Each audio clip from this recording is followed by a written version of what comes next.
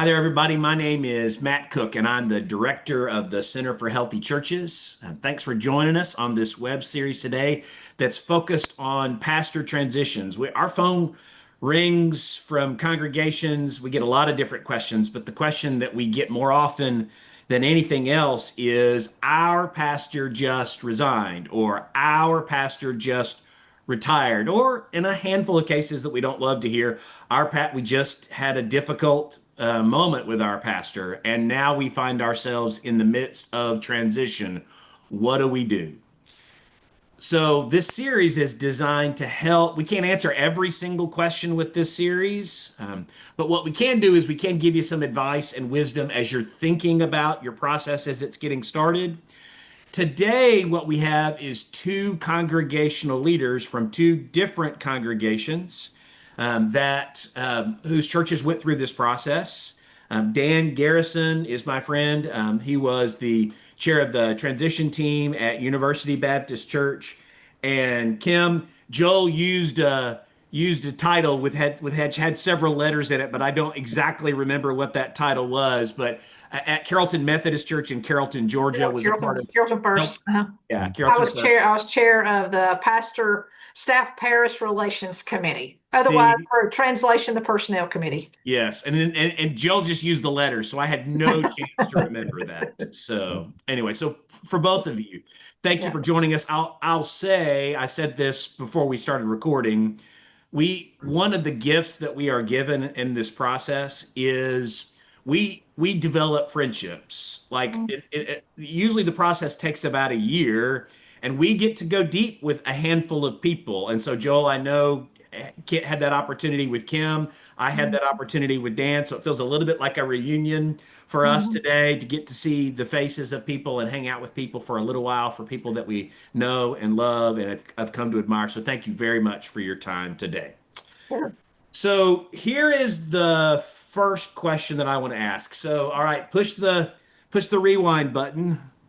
Mhm. Put yourself back in that position of all of a sudden your church found itself in the midst of a pastor transition. So, the question I want to ask is, what was the mindset in your congregation when your pastor stepped away? Were people anxious? And if so, like, how did that show up? How did that manifest in people? So it doesn't matter to me who goes first. Dan, go ahead. Put down. Oh, okay. Yeah, so University Baptist Church outside a suburban church of about 1,000 on most weekends. And so our pastor of about 10 years had departed, a little bit of stress associated with that. And thinking back, I would say that there are kind of three populations. I would say that, the probably the bulk of the attendees were not particularly impacted, and also probably were not, the part of the congregation that sort of attends, but we're not necessarily the leadership. Um, my concern about that population was that we didn't lose them during a transition, and we'll come back to that in a little bit. And then there were a few people that were impacted that were stressed about things and what they knew and what they thought they didn't know. And then there were people who, sort of were thought it was a positive change. So what I realized, with Matt's help is to be a little strategic, and the fact that you have, and there's more than three, but sort of three different populations to communicate with, and to move into a time of transition with. So that was kind of where we were when we started. And then, Matt joined us pretty quickly to walk us through that process. Kim, what about you? And you were dealing with not just the congregational dynamics, but some of the chaos in Methodist life as well Right. was playing into it. So what was happening in your church? Yeah, I just want to say ours was a little bit different. I think traditionally, in our situation, we had gone through a year or so. I mean, it depends on which side of the fence you want to say on, but a year at minimum of a lot of issues within the church. Our church had voted to disaffiliate from United Methodist, which was not an easy process. And so we had had an extended period of angst at this point, I think is probably the nicest way to put it.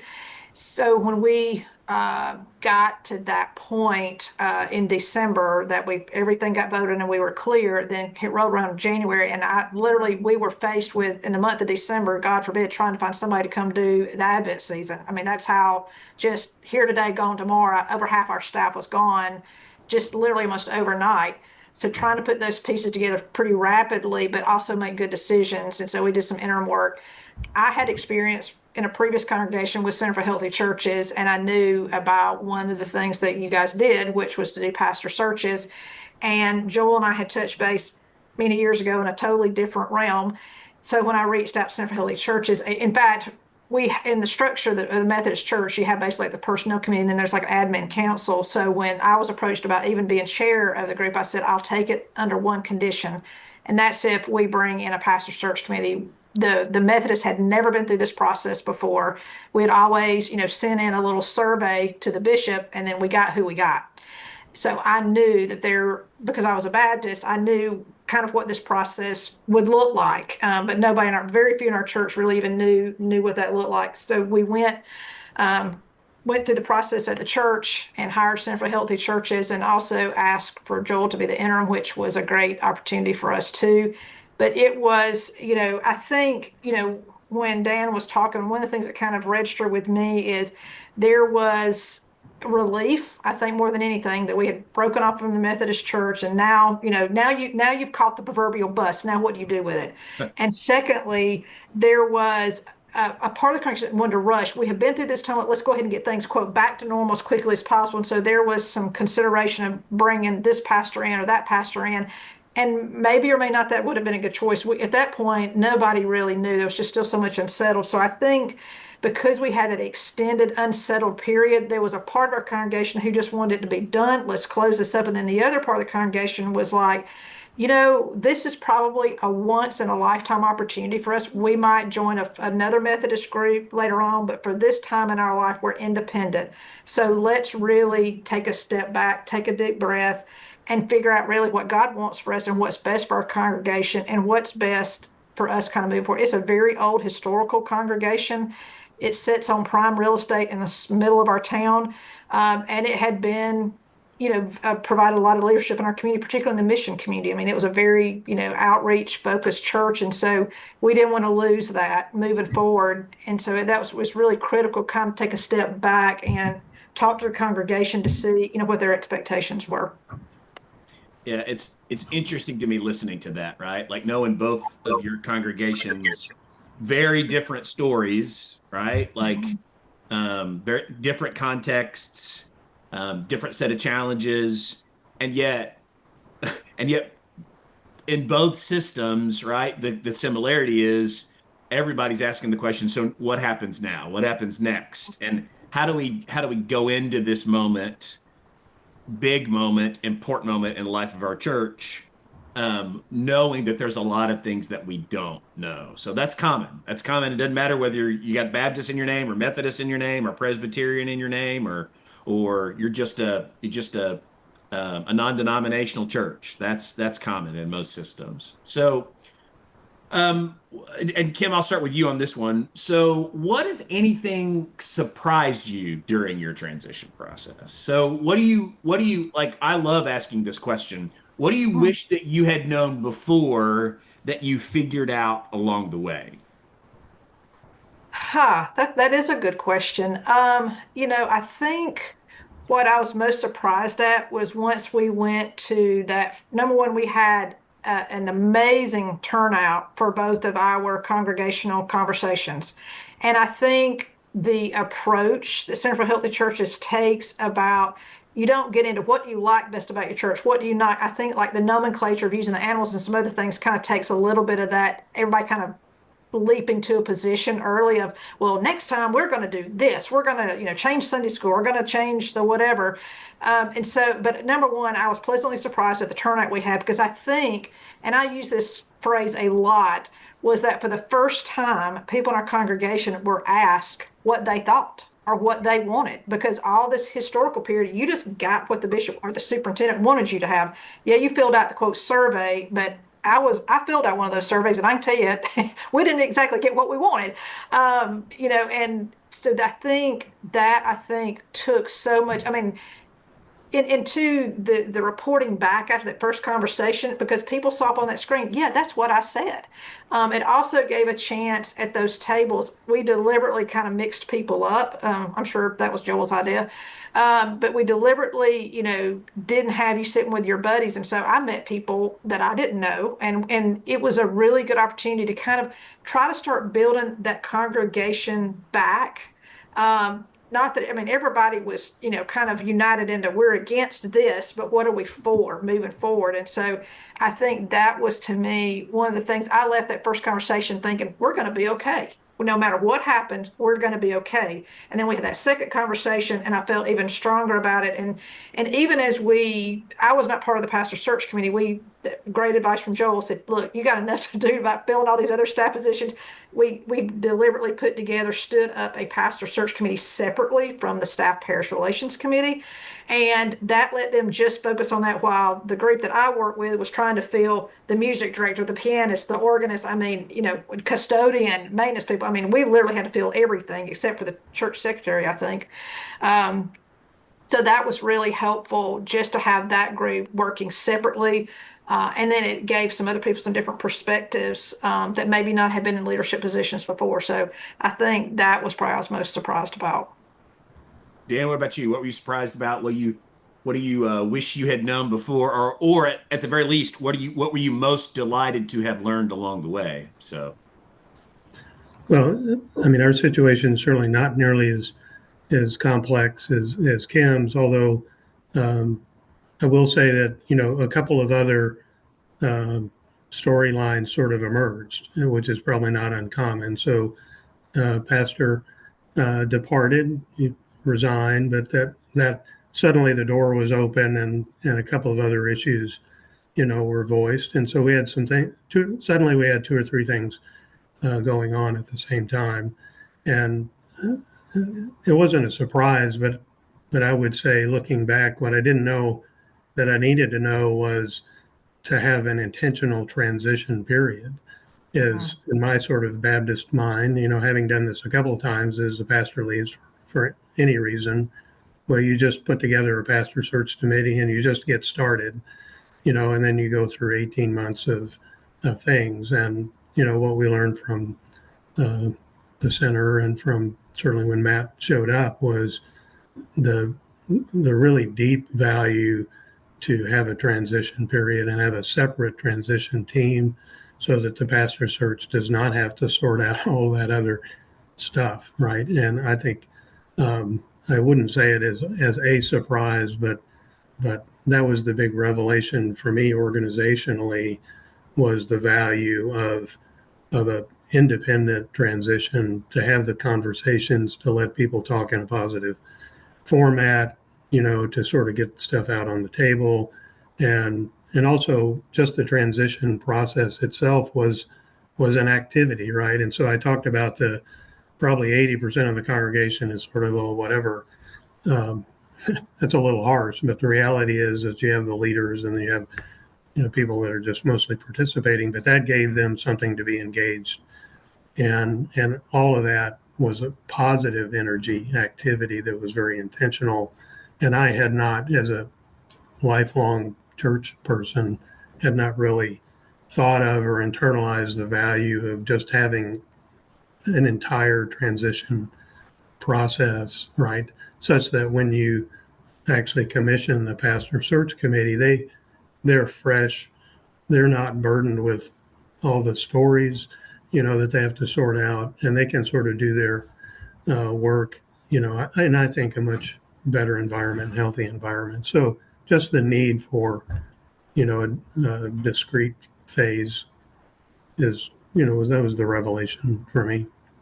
Yeah. Well, if I could just chime in with that, the other thing too, because Dan maybe prompted something, is I think, initially there was that push. And so I think when Joel came in and said, look, this could be a 6 to 9 month process, and people were like, what? It's going to take that long? I mean, we had this little, bubble up of that. But I think that once we started through as Dan mentioned, this intentional pause to a certain extent, people saw the value in it. And so I think, while we had a little angst and antsiness, I think as we went through the process, people saw that this process is something you don't want to rush because you want to get it right. You don't want to be coming a year later going, oh my gosh, what have we done? And so people really, but it took kind of that first little step. And Joel just said, trust the process, trust the process. And so we kept saying that, to folks with a little angst, but it really, the 6 months now, I mean, you think about it, that 6 to 9 months, while that does sound like a long time, it goes by really quick, but that amount of time, that investment that you're going to make to get the right person for your congregation is nothing. It's just literally like a day. I mean, it's really nothing in comparison. Yeah. And I don't, Okay, no, go ahead, Dan. Go ahead. and of course, you never know what would have been, but I don't even think it really adds to the time. And I know this is a little bit of kind of a sales pitch from this approach, but, I've been through a couple of other pastor search committees, and even if you just say you jump right on it, it takes, you know, pick the time, whatever the average time period, it probably takes a year and a half anyway, right? And so people are thinking, well, we got to do 6 to 9 months of this thing, and then we got to do another year and a half. And in reality, the total time is really probably about the same. I don't have statistics for it. It's just that you have a healthier part, such that the pastor search actually moves quicker with more energy, more intentionality, and so, whether you can get churches to believe you or not, but I don't think it's not additive, right? It's just formats the time. And I think it does so much good to have aired and discussed and done both the emotional and organizational things, that it also is a great benefit to the new pastor, instead of walking in with, now what do I have to deal with? Most of that stuff actually was kind of sorted out, to make for a better onboarding and, more positive experience going forward. Yeah, the predominant methodology in a lot of congregations is you get into a pastor transition, you elect a committee, they do a survey, and then they disappear for a long time before they finally come back with a candidate. Or in a Methodist system, it's been, it's depending upon the denominational system to do it.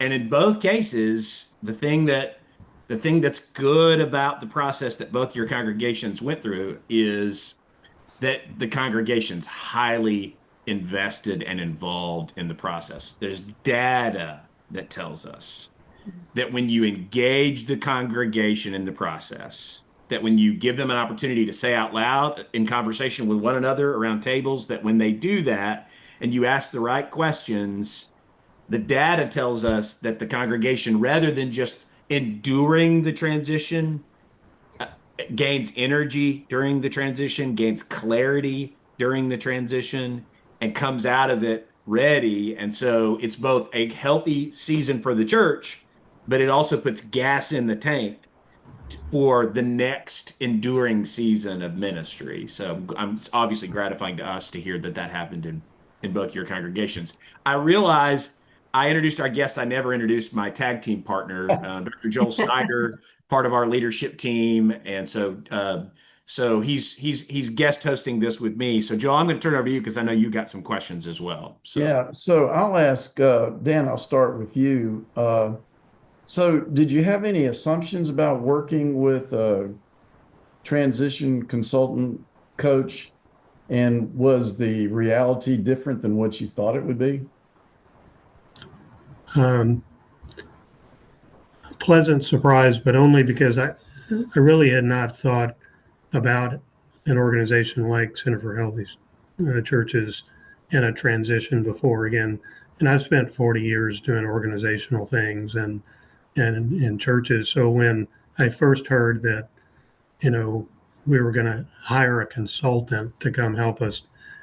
Okay, I have to say that I was like, oh yeah, right. I mean, so it wasn't because I had a negative perception of the process. It was just a little bit of a surprise to me because, hadn't thought about having such a thing. But it was very positive, and I'm not just telling this to you all because we're here today, but it was, teaching an old dog new tricks or whatever is once we were in it, and Matt spent probably more quality time with me than he wanted. But once I sort of understood, I will say it was kind of the light bulb went off, and it was, um, I was all in, I think, in terms of the approach to go through the transition. And so my initial assumption was I didn't know what you're talking about, and then very quickly came on board with the approach. And I'm a big proponent of doing this in any organization. Frankly, I've tried to take the same principles into my day job, right, in terms of uh, uh, being a little bit more strategic and stepwise, mindful of how to walk the organization through change. So, Kim, what about you? Yeah, I think I mentioned earlier before because this process of having to like find and select a pastor was so alien to my Methodist brethren and sisters. I mean, I just knew we needed a guide. We need somebody to kind of help us navigate that. And I think the other thing that compounded the situation is that the Methodist church then and now is still very fragmented. And so, where do you go? It wasn't like you could go up the road to another Baptist church and go listen to that pastor or watch a video online. It was like trying to find one that aligned with your, theology, and having, the connections that I knew Center for Healthy Church would probably have. I mean, were they going to be global? Were they going to be United Methodist? I mean, just kind of looking, and it's kind of interesting. We ended up with one who was a former United Methodist, left that, and then was in a non-denominational church, if I'm not mistaken. Isn't that right, Joel? When he non-denominational, we found him. So that was just having that guide, just to work with a congregation that was really still unsettled and still, dealing with some angst and hurt over that process, and trying to heal that, in addition to trying to find the right pastor that could shepherd us in that next season. So I think that was the two things of why it was so important for us to go to an outside group.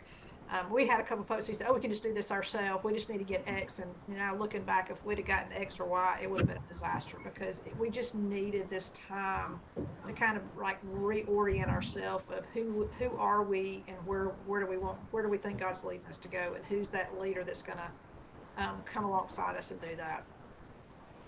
I'll just add on real quick that, some of the questions, they seem so obvious when Matt led us through that, but, we would not have thought to get everybody together and ask for, those heritage questions, like what brought you to UBC, and what keeps you here? Like, well, duh. I mean, they're obvious, but we clearly would not have done that.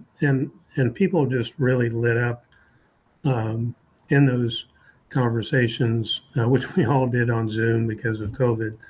That's another side story. But, just seeing people really perk up about, remembering why they were there and why they are still there. And, that was just a huge, stair step. And I think the congregation was also, uncertain or, a little skeptical about, well, why do we have to do these things? But I didn't hear any more of that after the first round, right? As everybody was just so chatty about, remembering, why they're there and why they love the church. And so that would, Matt earned his keep in 5 minutes, right? I mean, once we were over that step, then the process really was even easier, I think.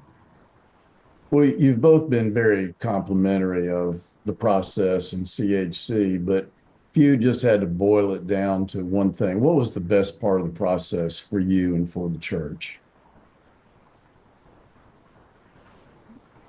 Gosh, Joe, I don't know if I could get it down to one, to be honest with you. I mean, I just think, to Dan's point, asking the right questions and then just having that experience of the congregation, engagement, um, having just honestly that outside experience that was reassuring to us that you're going to be okay and this process works, and then guiding us through to the very end till, and I know, the shocker for us was kind of toward the end. You had kind of y'all's approach is that hands-on, I got you to this point and you guys got to take it from here. And we're like, oh, no, don't take the training wheels off. Don't do it just yet. But that's how it needed to be. And y'all knew that. And so I think that's just having that experience and knowing no matter what denominations out there on the sign in front, that process can work in any size congregation, because ours isn't quite as big as Dan's, but it just really brought our congregation together, and to Dan's point a while ago, really positioned us to be successful when our new pastor walked in the door, because it was just like, oh my gosh, you are who we have been waiting and praying for. And you check that's the other thing I think I should have mentioned was the surprising, was that the different categories of things that they wanted in the new pastor, check, check, check, check, check, which obviously there's divine God intervention in making sure that happens. But I think then the congregation reflected back, and Joel even told me on one of our 158,000 phone calls we had, was the thing that's going to be most valuable is one day, 6 months, a year down the road, your congregation's going to remember back to those conversations and they're going to go, oh my gosh, this guy checks all of these boxes. And it's true. I mean, you sit there every Sunday and you go, oh my gosh, this is exactly what we thought what we needed. And I think it's the pivot point that I just talked about is suddenly everybody was involved or felt they were involved. And, it's very hard to come up with a magic list for the magic person with, the right percentages of all these sort of things. But the process to get there, was so important in that the congregation really felt, because they said they did, that hey, we got to say, what we think is important, and is very participatory as opposed to some, mystery pastor search committee that meets in a dark room, that sort of perception. So, that engagement, that pivot towards positive engagement, that was the big point, I think. I agree.